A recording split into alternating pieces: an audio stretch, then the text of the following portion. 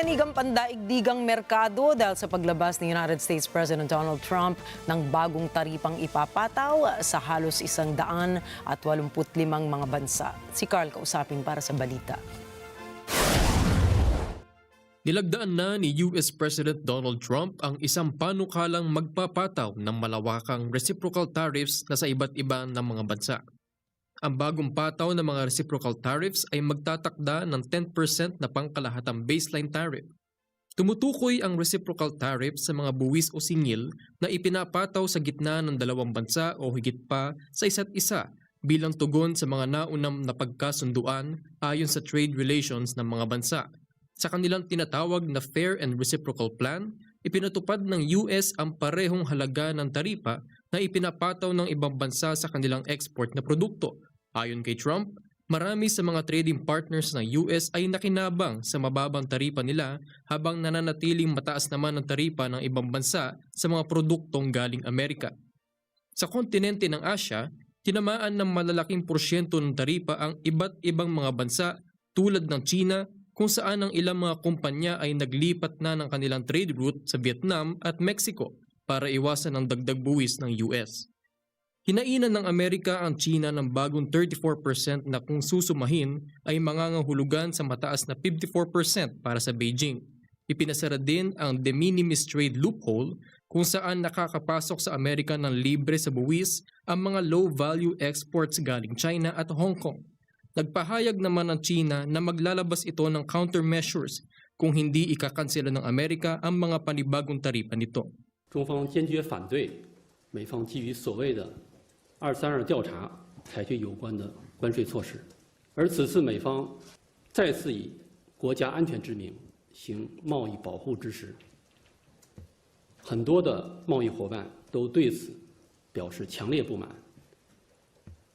全球汽车产业高度依赖跨国的产供链，美方措施人为割裂美国与其他地区的产供链关系，既无助于所谓的国家安全，也帮助不了美国的国内产业，只会凸显美方措施的单边主义、保护主义和霸凌主义底色。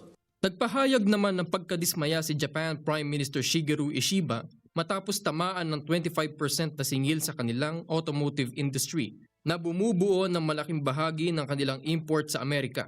Hiniling ni Ishiba sa US na ma-exempt ng Japan sa kanilang pagpataw ng panibagong taripa. 我が国は2019年以来、世界最大の対米投資国であります。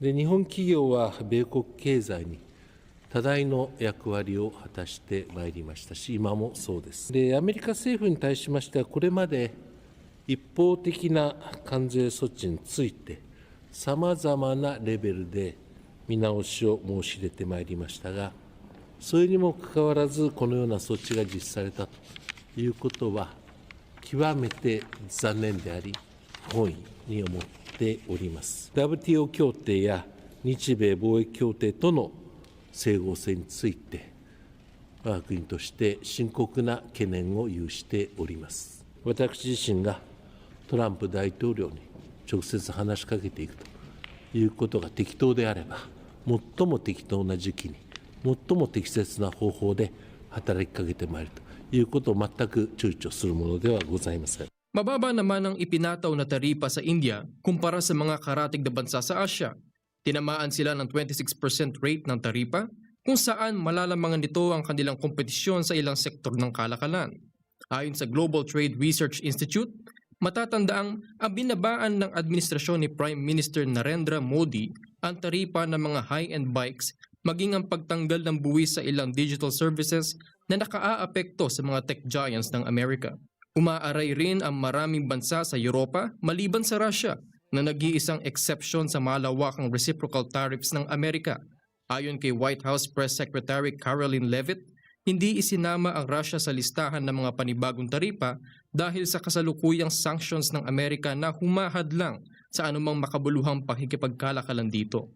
Ang European Union o EU na isa sa mga major trading partner ng Amerika ay naghahanda na ng countermeasures matapos tamaan ng 20% na taripa. Tinawag nilang malaking pinsala ang mga taripa ni Trump sa pandaigdigang ekonomiya at nakahanda umano itong rumisponde sa US. Die jüngsten Zollentscheidungen des US-Präsidenten halte ich für grundfalsch. Das ist ein Anschlag auf eine Handelsordnung, die Wohlstand überall auf dem Globus geschaffen hat. Eine Handelsordnung, die ganz wesentlich auch das Ergebnis amerikanischer Bemühungen ist. Die gesamte Weltwirtschaft wird unter diesen undurchdachten Entscheidungen leiden. Unternehmen wie Verbraucherinnen und Verbraucher überall in der Welt, auch in den USA. Die US-Regierung beschreitet also einen Weg, an dessen Ende es nur Verlierer geben wird. Die Europäische Union verfügt über den stärksten Binnenmarkt der Welt mit 450 Millionen Verbraucherinnen und Verbrauchern. Das gibt uns Kraft. Wir stehen für Gespräche mit der amerikanischen Regierung zur Verfügung, um einen Handelskrieg abzuwenden. Das hat die Kommissionspräsidentin bereits deutlich gemacht. Deutschland und Europa stehen weiterhin für freien Handel. Wir setzen auf Kooperation, nicht auf Konfrontation. Und wir werden unsere Interessen verteidigen. Europa wird geschlossen, stark und angemessen auf die Entscheidung der USA reagieren. Schönen Dank. Inaasahan na tataas ang mga presyo ng bilihin sa buong mundo dahil sa panibagong tariffs ni Trump. Bukod sa presyo ng pagkain, kasama din sa pagtaas ng presyo ang mga parte at components na bumubuo ng manufactured goods tulad ng automotive industries. Ayon sa mga eksperto, posibleng bagalan ng mga nasabing tariffs ang ekonomiya ng mundo at taasan ang posibilidad ng economic recession.